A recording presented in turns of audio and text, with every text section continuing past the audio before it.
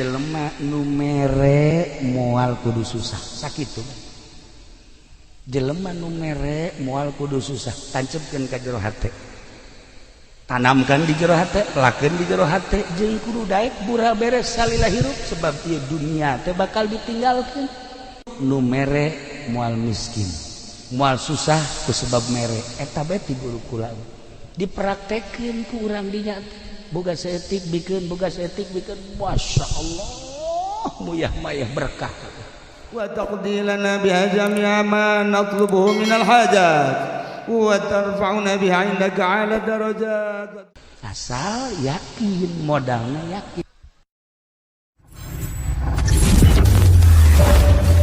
a'udzu billahi minasy syaithanir rajim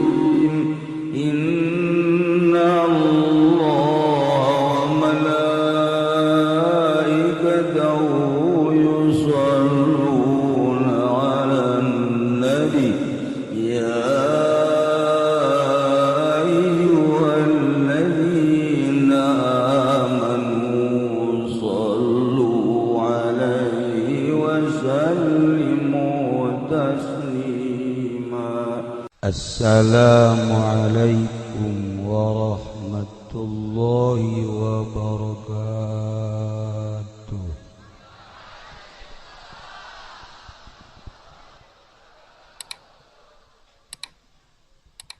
Alhamdulillah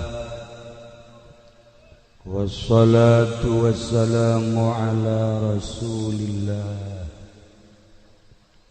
Muhammad ibn Abdillah wa ala alihi wa sahbihi wa mawalah amma ba'd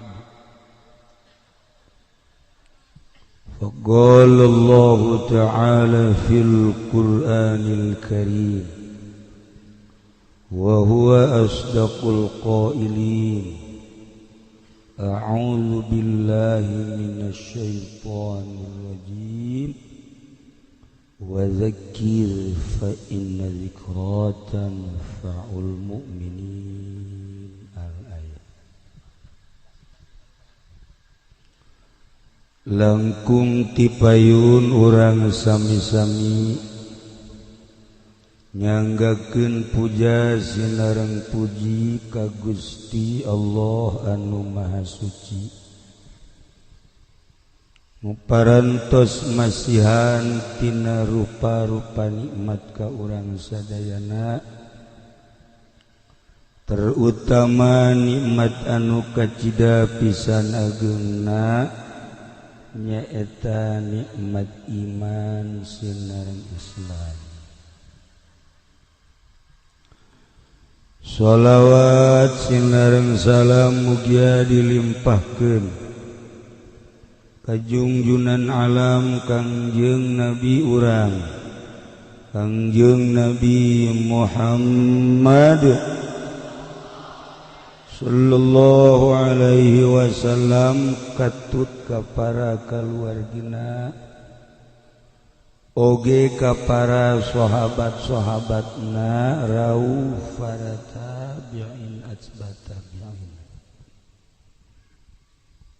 al-mukarramun para alimin ulama para asatidz para tokoh masyarakat bil khusus kapun guru urang sadayana kasepuhan urang sadayana kersana ama didi urang doakeun mudah-mudahan mantena dipanjangkeun yuswana dipasihan kakiatan ku Gusti Allah Subhanahu wa taala biasa nyaangan ahli-ahli saantero nagara Banten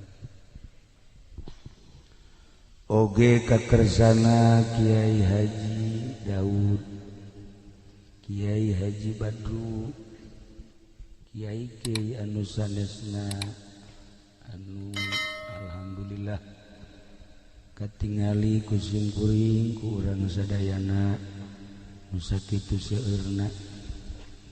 Urang doakeun mudah-mudahan para kiai dipasihan kakiatan paranjangkeun yuswana dibere ku Gusti Allah jala lembar anu lain kiai mah ulah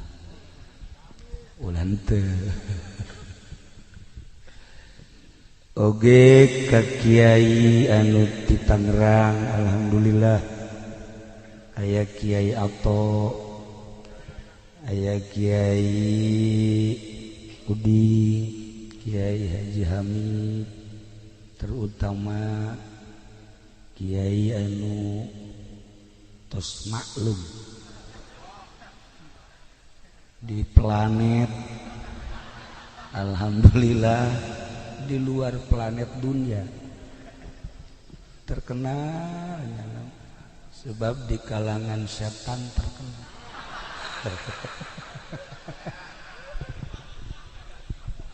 Alhamdulillah eksis hadir di dia oge ka sahibil walimah guru simkuring rerencangan simkuring sekaligus murid simkuring kumaha cenah ngitungna teh sih Kiai Haji Jamaluddin urang doakeun serta keluarga Kiai Haji Asep sadayana we mudah-mudahan aya dina tangtayungan Gusti Allah Subhanahu wa taala. Aparatur pemerintahanana sipilna militerna nudina kesempatan dia hadir sami kusimkuring dipihormat para korin alhamdulillah kagagas simkuring ke suara-suara kori asa hayang ngora deui hayang jadi kori bagala hayang di kori juara kedua ti handap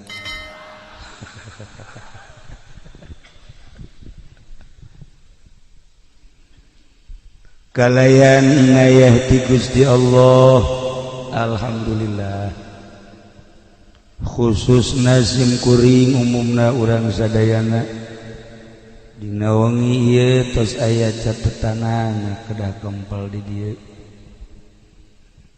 ngareah-reah dorong doa ka Kiai Haji Jamaluddin padahal simkuring tos wanti-wanti haji bisi aya anu ngundang ulah ka Aad DJA DJA Duren Jatuhan Haji Aad ulah mun aya nu ngundang muhun cenah cek Haji Jamal teh muhun praktiana nu ngundang pugu geus diwanti-wanti ulah tapi nyana ngundang kekeh supaya hadir jangjina mah asal datang bae tapi ieu haju ngaji di dieu maksud azamna mah terek ngaos terek ngaji terek manggihan Kiai Haji Jamal henteu jasa dek naon tuh kapanggihjeung nyana ieu mah maksud azamna mah kapanggih hayang pendak sareng ama sebab mama teh ama teh ieu murid mama sempur urang geus teu kapendak teu kapanggih jeung mama sempur aya muridna sarua mama Ujang asa kapanggih jeung mama Bakri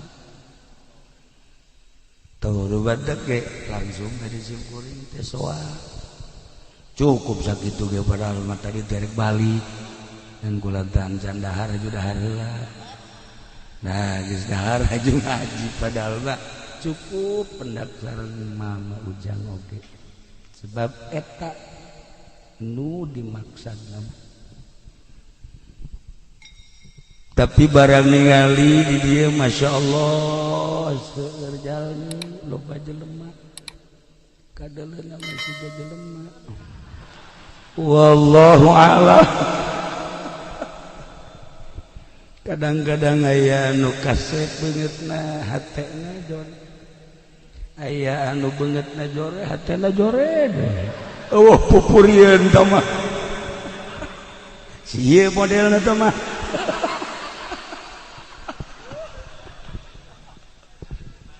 Aya nu kasep hatena kasep gelis hatena gelis ngan hese.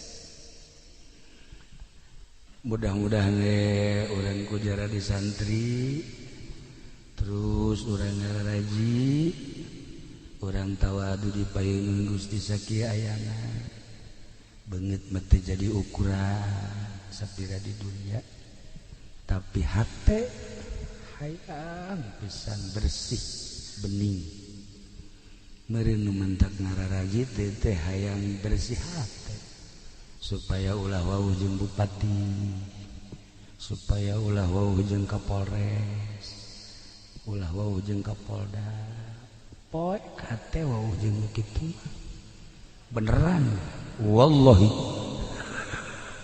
besi pajar itu beneran harinya nama wau ka urang eueuh masalah yang penting mere duit tuh siapa kan tungtuna jore kan bupati bapak pemerintah wau jeung urang presiden sekalipun eueuh masalah tapi urang ulah wau jeung manehanana daya jipendi mah sabalikna bupati teu wauheun nya anu ngangsong-ngangsong mentak tadi ge siga jelema padahal juri kan nu jelas balas tutung di dunia mah sarua pada manusia nu jadi pejabat pedagang petani kiai santri ujung-ujung nama hayang menang ridho Allah subhanahu wa ta'ala rek ngaji naon simkuring di dia jadi dia mah kiai hungkul komo ningali ama mah hese urang pun cara penca dek ka mana ngajurus ngajotos ka mana katangkis tuh kan ieu bapan bebejana jago pencat teh ye si ieu teh ka kaula teh lu menjaritakeun penca besi bisa cimande tamat kalong ngampih aya kalong ngampih sok narembel di sia mah aya tapi pernah ngajungkel ku Haji Salim lalagaan ngusruk cekulat teh ieu penca mana ya Allah horenganan sebuah pengakuan mata-mata jadi ukuran teu jadi ukuran atuh horenganan teu becusna naon Masya Allah sigana we gagah make jas duit mah teu mawa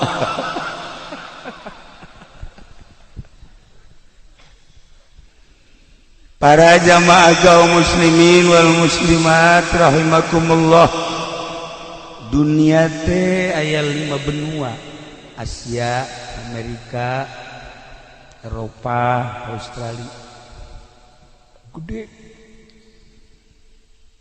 di tengah-tengah dunia teh aya Indonesia Masya Allah terkenal ke mancanegara di Indonesia teh aya Pulau Jawa di Pulau Jawa teh aya Banten di Banten teh aya Pandeglang beuh mantep ternyata Pandeglang teh lain sekedar tenar di Indonesia di Belanda teh tenar di Perancis tenar di Inggris tenar pokoknya masyhur urang Pandeglang teh maling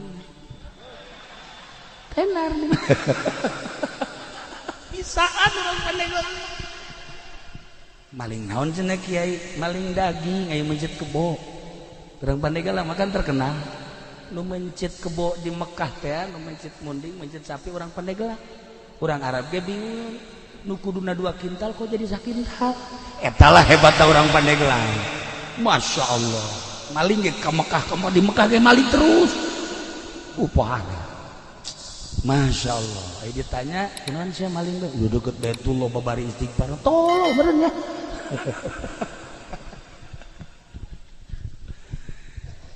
Pandeglang teh, iya orang kercicing di Pandeglang. Terek ngaji singkuring marek nyaritakeun asal usul Pandeglang. Di Pandeglang teh aya hiji jelema sakti mantraguna. Weh, moal aya tanding. Ngaranna Ki Buyut Papak. Ki Buyut Papak teh moal aya tanding lamun gelut. Moal aya tanding lamun ngamasalahkeun masalah kiai.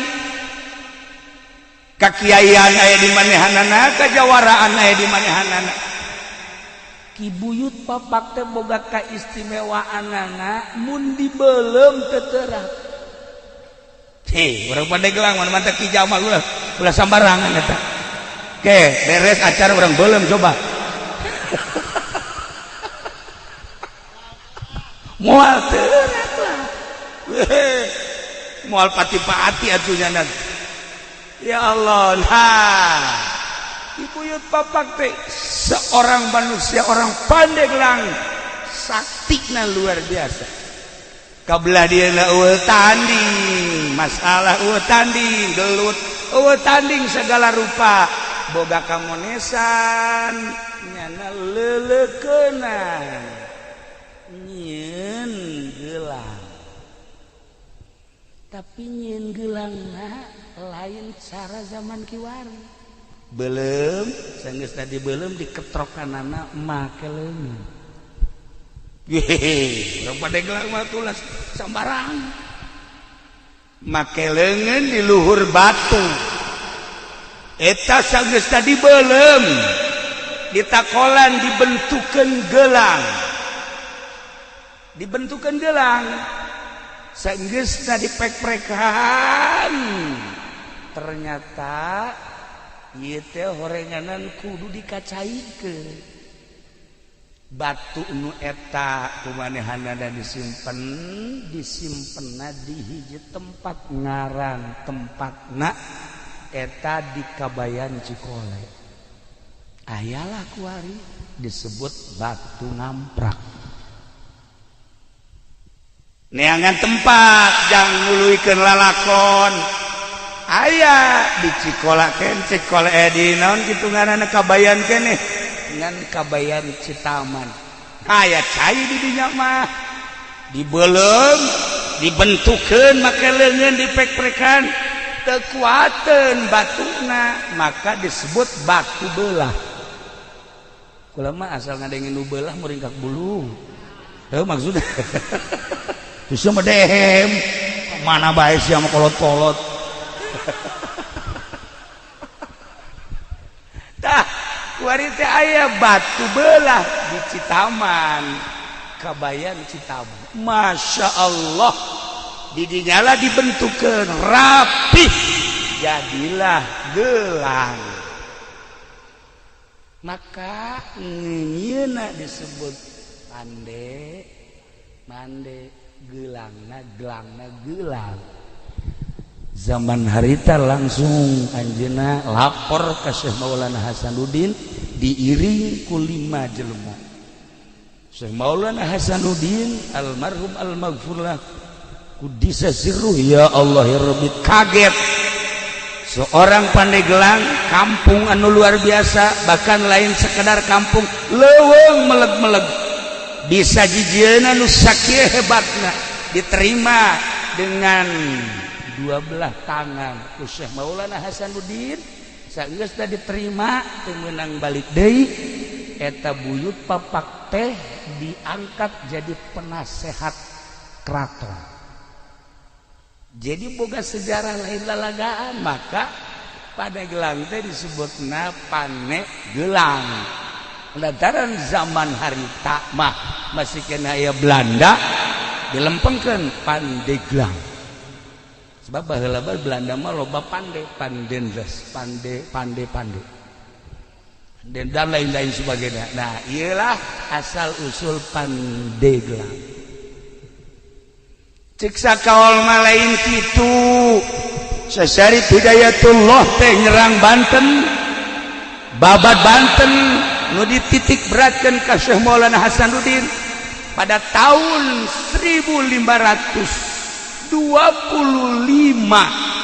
berhasil Banten teh dikuasai ku Syekh Syarif Hidayatullah tahun 1570. Maka Syekh Syarif Hidayatullah teh nitipkeun Banten sebab geus selesai. Kaselesaiana saur Syekh Syarif Hidayatullah, alhamdulillah Banten geus jadi milik urang. Terus sampaikeun ka Lampung. Belah dituna Brebes, Tegal. Lain letik-letik keraton Banten teh di Brebes di Tegal, belah dituna Lampung. Masya Allah.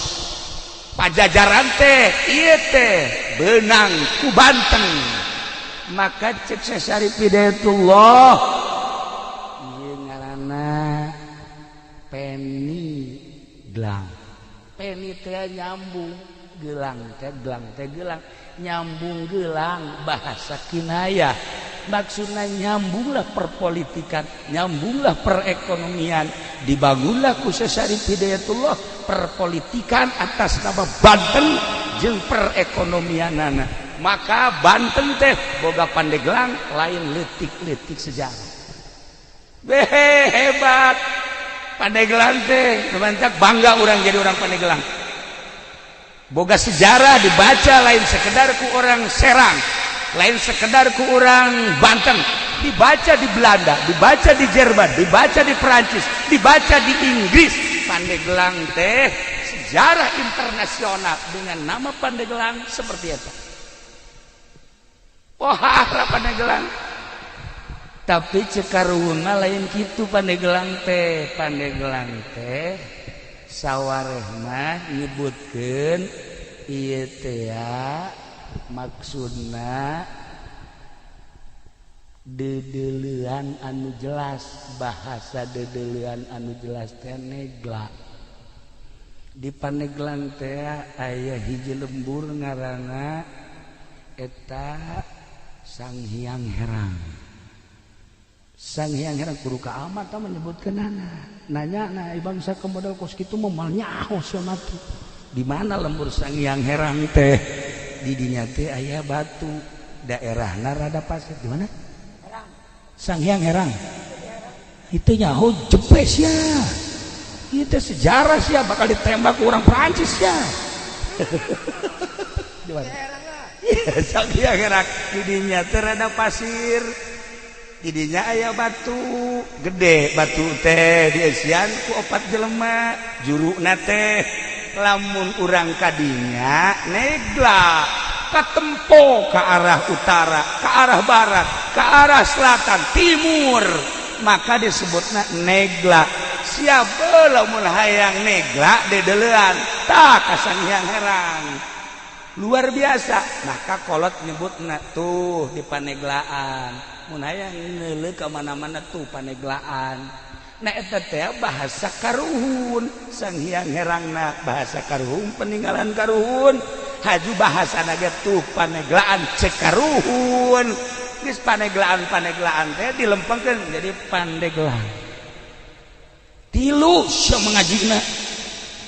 Masyaallah nyoret anu bener atuh.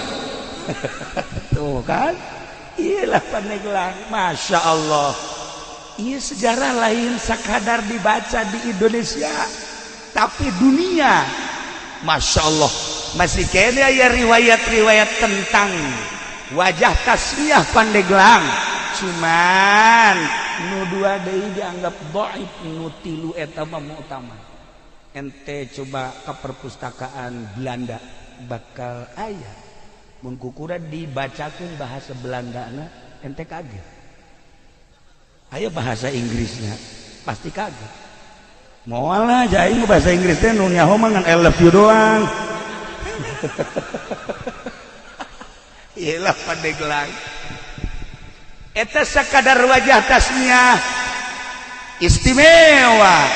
Eta buyut papak teh hirup di keraton jadi penasehat Syekh Maulana Hasanuddin saat kita nu leuwih hebat deui di Pandeglang teh aya hiji kiai ngaranna Dasim lamun di Anyar eta teh ngaranna Jasim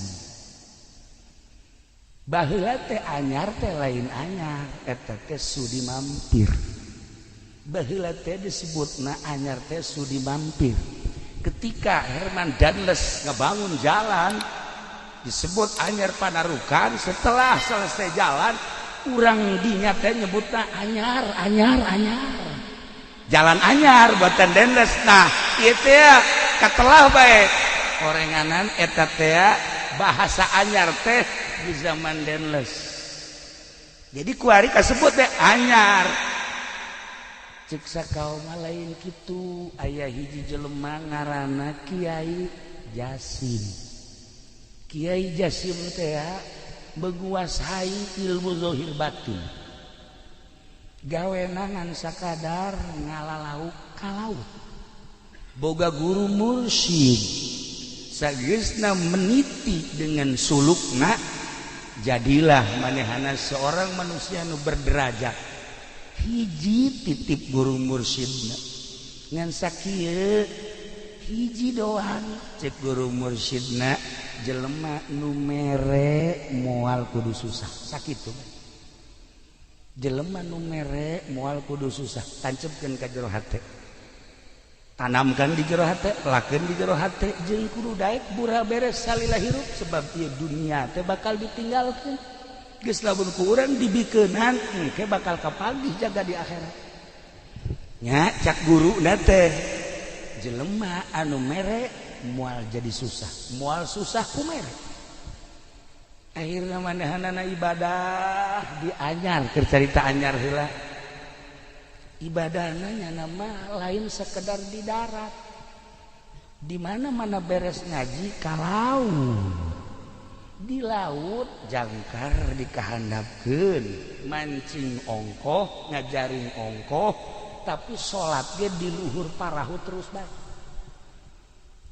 Jasim luar biasa lamun urang nyaritakeun salat di parahu aya nu masantren cara urang kieu teu kaget aya modal ieu ndek kumaha coba salat di parahu ayo ya di darat ge carang ngomong di parahu da ieu di parahu ge salat bae ya Allah ya Rabbi mancing dengan sakadar zahirna bae hungkul mancing rek menang rek henteu ngan lamun bener-bener teu meunang di akhirnya ngadoa ya Allah ya Rabbi ulah datang ka abdi poos ieu balik teh hiji dua mah bere ieu abdi jasana jang abdi jang fakir miskin lauk nonjol sorangan mancing mah rek meunang rek henteu sebab nyanana salat di luhur parahu tapi rek balik lauk nu mana bae hayang diala hayang dibawa sebab lauk eta kan boga aambeula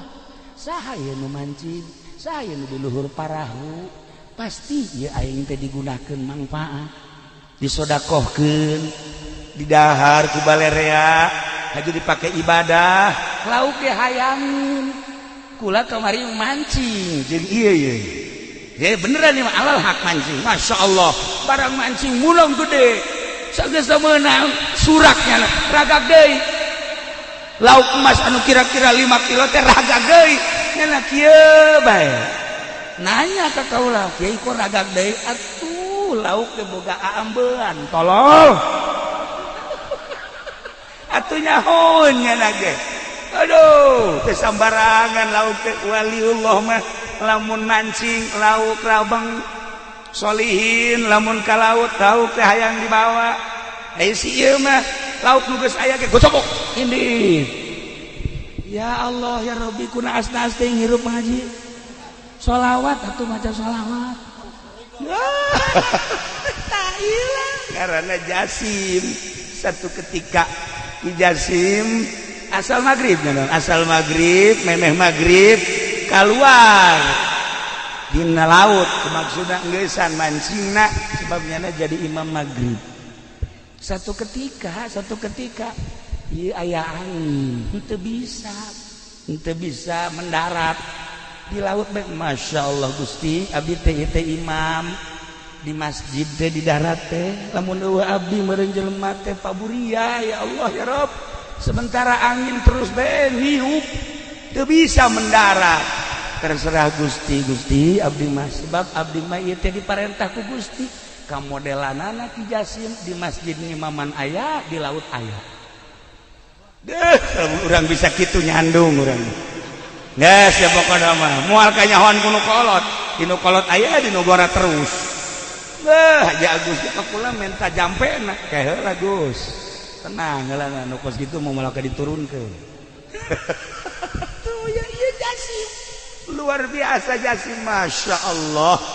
Nah satu ketika anjeunna ngadenge di darat teh budak leutik ceurik aya tiluna nu ceurik teh ditanya emakna di ieu kunaon budak careurik hampura Pak Jasim kunaon ti kamari budak ieu lapar candahan. Masya Allah atuh lain bebeja cek manehanan lauk anu menang di laut langsung dibikeun kabeh keunda di dahar bahkan manehanana nitip di besi aya jelema-jelema nu kalaparan anu hese dahar bebeja ka kaula insyaallah kukula dibantu percis ku siapa kita mah kitu mun aya anu cerik bebeja ka kula asal nu cerikna umur 17 tahun cewek deui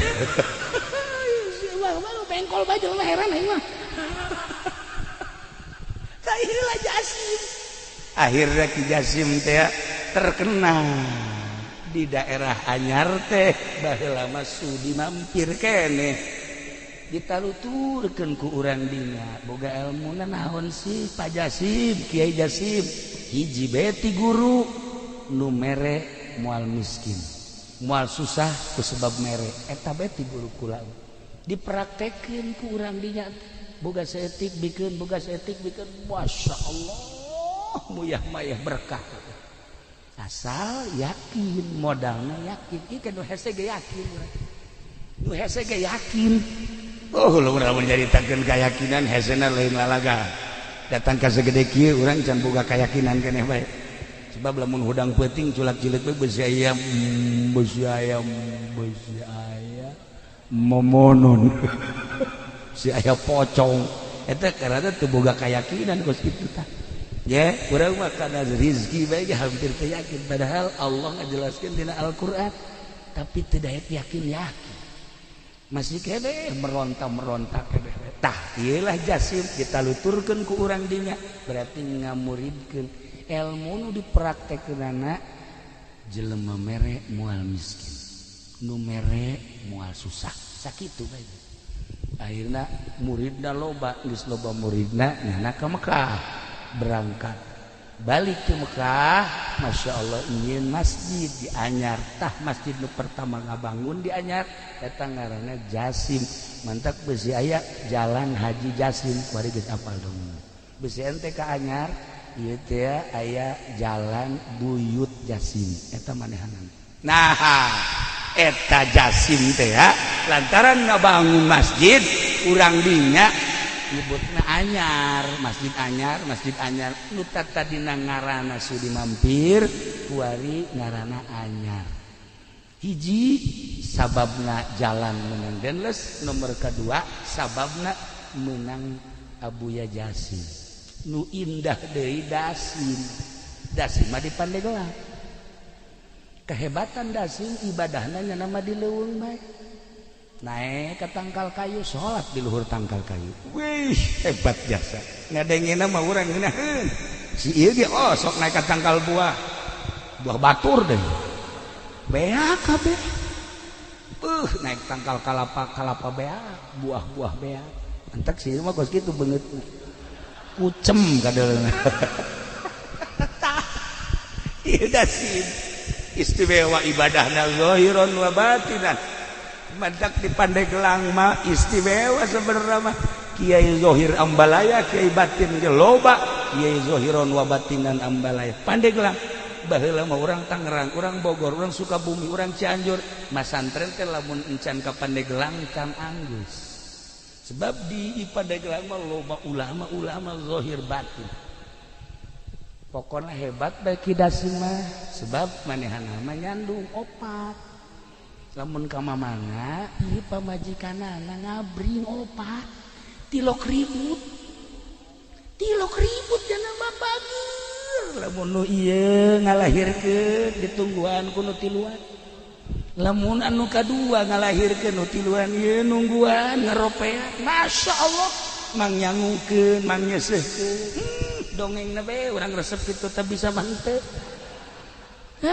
ieu dasim aya di Pandeglang aya hiji jawara urang Tangerang nyabaklah ka Kiai Prawira almarhum almaghfurlah kasekong bebeja mal dibejakeun ngaranna sebab eta anak insuna loba keneh ayeuna bebeja mama abdi malah embung elmuna naon hayang ilmu naon tuh hayang ilmu bisa nyandung ulah sia nyandung mah engke eungap ieu dunia nu sakieu legana bakal karasa eungap nyawa sia kolong leuit eungap nyandung leuwih eungap tibatan cicing di kolong leuit sempit sia karasana imah na ngabangun urang tapi urang agag-agagan di kadinya imah nang urang mobil nang urang tapi ketika urang dek balik aya eueuhnya tah leuwih serem tibatan sepaan eta lamun nu kolot nu ngora mah biasa bae sih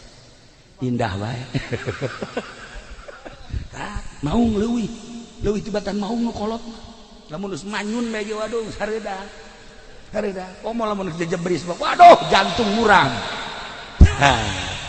cek Mama Prawira ulah lah mun bisa mah ulah jantung teh kula mah ya yang nyandung menta jampena dibere kieu jampena nya ieu dengekeun ku kabehan lamun urang ngala wudu ti zuhur wuduna eta kudu ditandean dina ember asar tandean dina ember cek Mama Prawira maghrib isya subuh tah serius haju aya kalapeh hejo papas luhur jeung handapna bolongan saeutik setengahna inum ku urang setengahna deui cokot tah cai teh ember anu meunang wudu tadi hijikeun ka dinya haju tutupan bacaan ku maneh engke inumkeun ka pamajikan maneh ngan babacaanana moal dibikeun sakitu atuh sia nyarandung kabeh ieu nu bahayana ya yang medit-medit mun kitu boga duit nyandung tah ieu mah moal dibikeun ieu we carita Mama Prawira we akhirna dibacaan bener saenggeus da dibacaan inumkeun sesana kalapana ieu pendem hareupeun lawang saha lawang imah urang geus insyaallah dilaksanakeun jampena doang nu moal dibikeun tah eta alhamdulillah nu kolot nu ngora kabeh opatana namun ka mamana ngabri aku istimewa we pokona masyaallah ka mamana ya Allah bajuna akur sagalan akur tilok marara sama sakali eta jampe ti Mama Prawira banjurna luar biasa nah eta ngara barang ditanyakeun mama eta Siti saha jampe ti Mama Dasim baheula di Pandeglang teh aya ngaran Ki Dasim Kiai zahiron wa batinan ibadahna lain dihandap di luhur tangkal kayu ge salat bae iyalah Dasim jadi boga sejarah lamun di Anyar ngaranna Jasim lamun di Pandeglang ngaranna Ki Dasim kiai kabeh badak lamun urang nyaritakeun seputar Banten kabeh ge boga sejarah Baros seorang nama manusia intelek ngaranna DJ Baros anu ngasahkeun keratonan Banten setelah babat Banten teh ngasahkeunana DJ Baros teh ngaran jelema ya aat badinya dagang can nyahonan naon Baros tuh kan istimewa nah iyalah seputar ngaran-ngarana lamun ku urang ditataan kabeh ge aya wajah tasnya Labuan Anyar Caringin terus sekarang bolong eta teh aya titi mangsana nu mantak di ngaranan eta teh Pandeglang Serang termasuk Banten mah geus kacerun ka aun-aun ka koncara ka mana-mana ka beja ka unggal negara harapal kabeh tentang Banten mah. Nah ieu Pandeglang teh heula ieu teh julukanana nu asli nama Kota Wali. Baheula sempet di zaman Belanda teh disebutna Kota Wali teh. Kabelah dieuna diganti Kota Santri.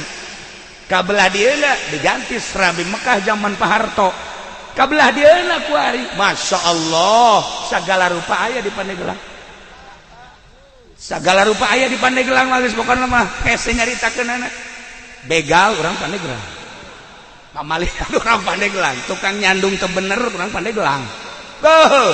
Segala rupa orang Pandeglang bae geus anu katangkep di Mekah teh mukimin orang Pandeglang. Wahara.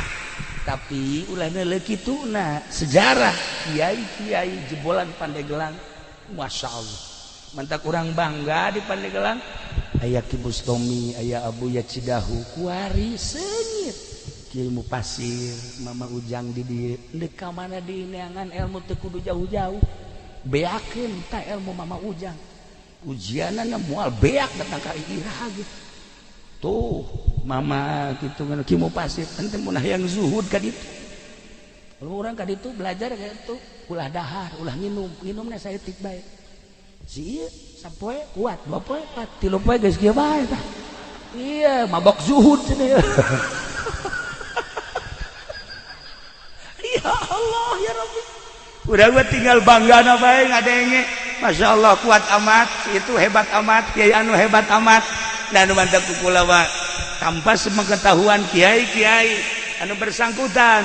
Kula mah penting sok kadoakeun. Kemudian dihadiahan, nu nyaho kabeh nu mantap cara rintaeun sebab kulana sok kirim Fatihah. Ka ieu ge sok ila hadratir ruhi fendi al-Fatihah. Geus we gitu, asa geus paeh tapi itulah para jamaah kaum muslimin wal muslimat rahimakumullah. Keistimewaan kidasin teh lain sakadar nyandung tetapi nyana horenganan seorang bengkong nu mantap di Pandeglang mah ilmu bengkong teh aya loba tuh pengkong lamun di Garut bengkong lamun di urang pengkong lamun ieu mah pengkor beda sok-sok lah. Tak eta teh keistimewaan kidasin teh bisa nyepitan, bisa nyundatanana babacaanana tuh baheula kula boga babaturan diturus eta teh almarhum Kiai Haji Hasim kabelah diana bareng jeung kaula di Garut Kiai Haji Tatang eta ilmu pengkong nama aya tadi dia diturus tah bahkan loba nu ngaralep tapi kidasin mah nyana mah kidasin lamun nyaba aju aya budak hayang disudatan kadia dicekal doang kitu make ieu doang simpreng beres make curug doang simpreng beres langsung hebat tak kidasin dakwah teh lain sakadar ngaji lain sakadar ilmu batin kajandung nyandung punyana didakwahkeun encan sampurna lalaki lamun can nyandung sakitu kapan gitu kan asal bisa jampena lamun teu bisa jampena ya ulah daripada haji urang agag-agagan balik ke mana ya ai imah nangieun nyana isada di sisamling tempat eta teu beres tah ieu kidasim teh pandai nyundatan haji nyundatanana mun keur teu mawa alat cukup make curug bae ya Allah ya Rabbi. Pernah sih ya nyundatan di talian banyak nyundatan di talian beres nyundatan bentak teu bentak kieu salah nyundatan tabawa ke Sunan Rohmat teh belajar nyundatan di Kiai Ali Murtado balik ka dieu langsung dipraktekkeun ku manehanana pohoan nya teu bebeja sakumaha simpreng mah beak kabeh atuh pararae jelema berangkat deui nya ka Mekah ka ditu bebeja ka guruna mama kunaon dia kukula mah disudatan pararae kabeh jelema emang sakumaha nyundatan atuh beak kabeh ya atuh manajang pamajikanana sesakeun saeutik atuh tah dipraktekeun tah ieu Sunan Rahmat Godog etalah anu pertama meraktekeun nyundatan yakni bengkong hasil daripada belajar ti Kiai Ali Murtado Mekah. Nah di dieu dilanjutkeun ku Ki Dasim. Jadi Ki Dasim teh boga sejarah hiji ibadahna lain di masjid, lain di musola, di luhur tangkal kayu ge terus bae ibadah. Nomor kedua pamajikanana opat tilok ribut. Nomor katiluna bisa nyundatanana tilok ceurik budak teh jeung tilok getihan. Cukup simpreng beres. Ya Allah, mun ditolaalan teh kakaraget tolak budak terus beres. Sudah kakaraget tolak beres. Kehebatan Ki Dasim. Ya Allah ya Rabbi.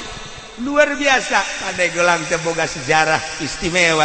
Lamun urang nyaritakeun ahli batin di Pandeglang almarhum Abah kula sok dongeng ketika masanten di Prakiwai Kiprewira sok milu sekong sok milu jamiahan Kaki Abdul Halim sok tukang mawa kitabna kitab Mama Sekong eta teh nu diajina mah Jamul Jawame beja cak Abah teh kos kitu jadi berarti lain sambarangan tah Ki Abdul Halim emang kumaha Ki Abdul Halim mah teu kukubah ngan sakadar hebat mamanehanana pernah satu ketika nyana lempang di jalan kereta tasbehna murag di jalan kereta eta kereta nguik-nguik kan teu bisa maju aya tasbehnya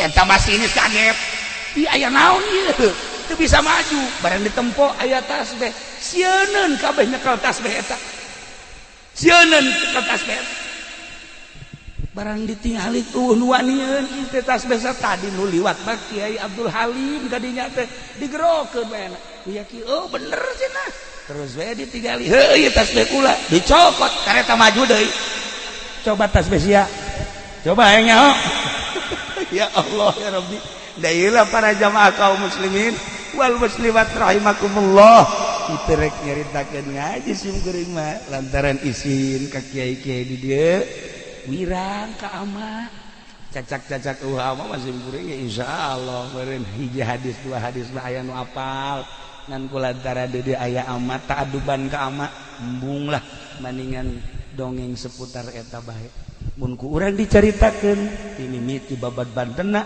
terus ka Pucuk Umbuna terus ka Serang terus Pandeglang Labuan aya saha di Labuan teh kaya di urang teh aya Syekh Daud Cibandat aya Syekh Asnawi Caringi beuh belah dina aya Ki Husein carita geus puguh di Banten aya Syekh Maulana Hasanuddin aya Syekh Yusuf ya Allah ya Rabbi kabelah dina aya Ki Abdul Halim aya Mama Armin Cibuntu Kiai Prawira beuh pohara jasa disusul kuno kamari ieu urang apal Abuya Cidahu Abuya Bustomi jeung saantero-saantero urang nyaritakeun baros nyaritakeun Pandeglang mah kaya santri kaya ustad kaya beunghar kiai Kiai Zohir jeung Kiai Batin teu kudu ka mamana ngaji teh cukup di Pandeglang bae teangan diragi kiai anu berpolitik aya kiai nu tasawuf aya kiai anu macam-macam ente dek neangan kiai teu kudu ka Jawa Tengah Jawa Timur cukup dek belajar politik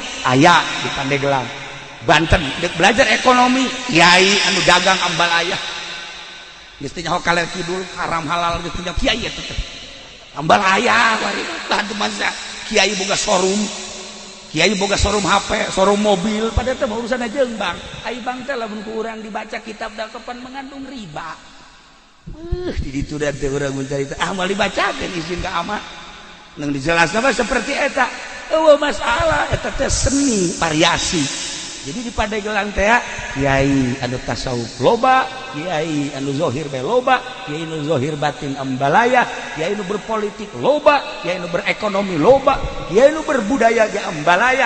Teu kudu neangan ka mana. Tapi ketika aya seorang Habib ahli batin nyaba ka Banten kuari, nyaba ka Pandeglang pernah neteskeun cai mata. Sebab naon? Sebab nyana bisa ngobrol jeung laut ketika nyana ngobrol jeung cai laut ceurik nyana sebab ieu laut teu katahan deuk naik ka dieu Gunung Karang hampir-hampir cak Habib ahli batik.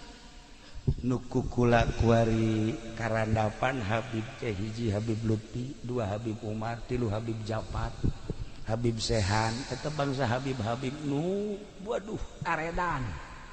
Edan Allah. Ari sieu mah edan jahe. Kolot-kolot geus tahu diri mah tuh. Masyaallah. Itu beda jauh tuh. Orang ngobrol saeutik ka mana apalin. Hate urang katebakeun. Masyaallah kadang muringkak bulu urang. Tapi aya satu kebanggaan. Masyaallah indah jasa urang mun kapanggih jeung Habib-habib nu model kos kitu. Ngarasa handap diri urang ketika urang amprok jeung Habib begitu.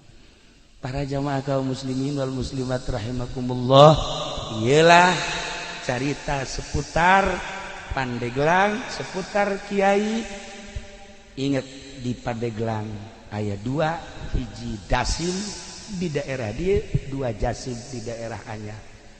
Ilmu anu terus kebelah dieuna dimuridkeun ialah ilmu ti Syekh Mansuruddin Cikadueun anu baheula nyekel satoriah salah sahiji anu muncul kebelah dieuna Rifaniyah kabelah dieuna Qadiriyah wan Naqsabandiyah. Geus lamun jelema nyekelan kos kitu insyaallah moal daekeun ngadahar duit ti pamarentah. Beteng teh dijaga besi pentingna teu bisa tahajud sebab urang ngadahar duit ti pamarentah ulah loba ti bupati baheulanan. Pentingna hudang mah hudang tapi ieu kekereuceuman teu bisa pas gitu.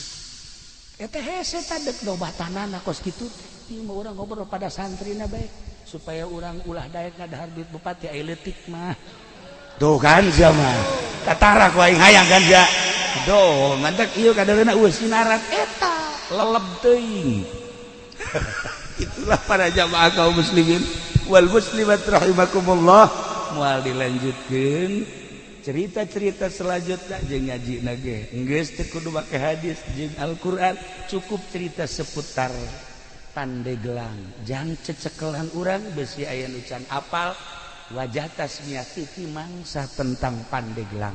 Jeung aya 2 kiai cikal bakal anu istimewa selain daripada ti Kesultanan Banten korenganan aya. Ngan ingat ieu keturunan-keturunan Banten nu baheula mun asli ieu tembak baheula ku Belanda. Sebab jelema nu asli keturunan Banten teh boga ruhul jihad anu tinggi. Anti Belandana teh nampak dicatat dina sejarah kiai anu anti Belanda nyawa taruhanana. Nah nu ngancak nu arasli teh ka kampung teu nyebutkeun keturunan Banten, teu nyebutkeun keturunan Cirebon. Sebab lamun kanyahoan zaman Belanda tembak dibuing seret maka dilanjutlah ku anu bangsa rada semis masalah nu aslina ge aya ngan nu bodoh. Maksudna zaman Belanda lamun nu pinter keturunan nu asli tembak, tapi lamun keturunan asli bodoh masalah.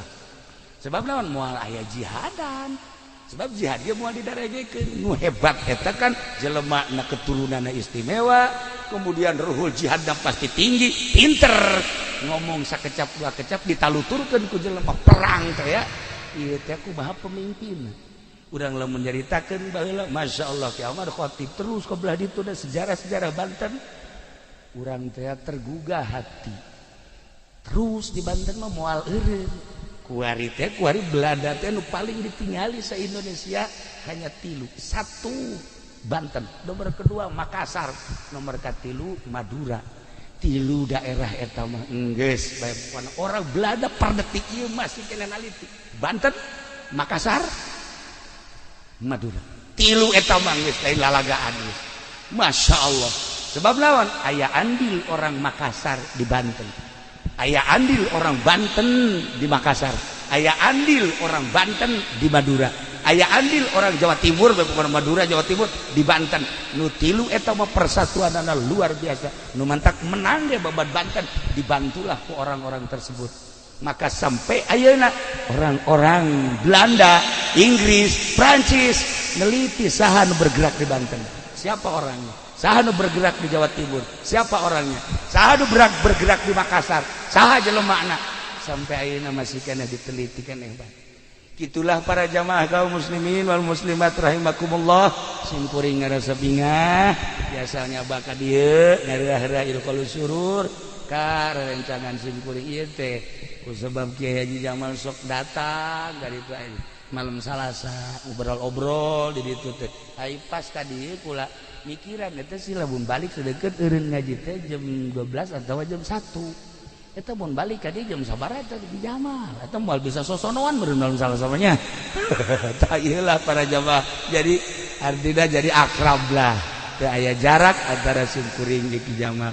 Kiai Asep baheula rakana kan nya geus ngiring ka Baghdad ka mana alhamdulillah lumantak hubungan Cilongok jeung Solok Jengkol. Ieu ge Solok Jengkol ge aya catatanana nu mantak disebut Solok Jengkol teh aya wajah tasmiahan pohoan tadi teu kabahas tapi geus penting teu kudu aya kunaon nu mantak disebut ieu kampung Solok Jengkol aya lah ya para jamaah kaum muslimin wal muslimat rahimakumullah perkampung-perkampungna ieu teh aya menang Belanda baheula sejarahna aya di Belanda di Indonesia hese urang neanganana jadi mun hayang apal urang kudu ke Belanda ka ditu hese. Nah gitulah malam ieu alhamdulillahirabbil alamin jang menggugah sejarah ternyata Pandeglang lain sakadar daerah biasa-biasa kaya dengan potensi-potensi anu berjuang di keagamaan sampai ayeuna Pandeglang tetap diperhitungkeun kiaina jeung santrina.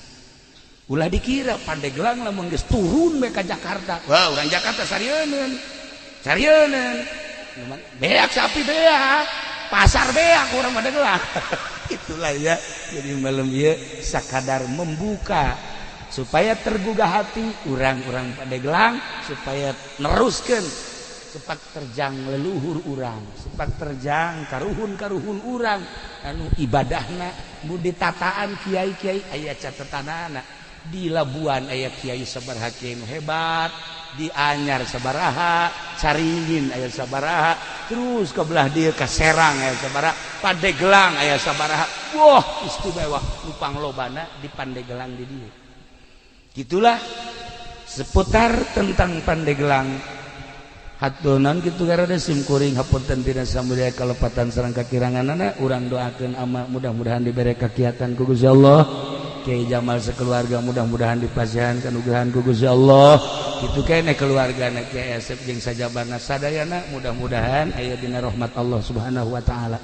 Urang nu haladir di dieu di berbagai elemen mudah-mudahan sami-sami aya dina tantaingan Gusti Allah Subhanahu wa taala. Doakeun simkuring insyaallah ngadoakeun urang pada silih doakeun dalam rangka lillahi kalimatillah sekemampuan urang pondok pesantren anu dakwah mimbar anu di pemerintahan anu di perekonomian hayu pada babarengan dakwah menuju ridho Allah Subhanahu wa taala. Terakhir putra Kiai Haji Jamal anu di sekitar urang doakeun mudah-mudahan janten jelema anu saleh bisa neruskeun ramana akina jeung uyutna ka dituna dalam rangka lillahi kalimatillah. Sakitu teh simkuring hapunten tina samudaya kalepatan sareng kakiranganana wallahul muwaffiq ila aqwamit thoriq. Wassalamualaikum warahmatullahi wabarakatuh. Allahumma shalli wa sallim ala sayyidina Muhammadin fil awwalin wal akhirin wa barik wa sallim. ورضي الله تعالى عن ساداتنا أصحاب سيدنا رسول الله أجمعين. يا الله يا رب العالمين اللهم ارحم أمة سيدنا محمد اللهم اجبر أمة سيدنا محمد اللهم أصلح أمة سيدنا محمد اللهم فرج عن أمة سيدنا محمد صلى الله عليه وسلم. اللهم انفعنا بما علمتنا وعلمنا ما ينفعنا وزدنا علما ويقينا وزدنا علما ويقينا وزدنا علما ويقينا والحمد لله على كل حال ونعوذ بالله من كل حال أهل النار. اللهم اهدنا الصراط المستقيم اللهم اهدنا الصراط المستقيم اللهم اهدنا الصراط المستقيم صراط الذين أنعمت عليهم من النبيين والصديقين والشهداء والصالحين وحسن أولئك رفيقا ذلك الفضل من الله وكفى بالله عليما. وصلي وسلم على جميع الأنبياء والمرسلين والحمد لله رب العالمين.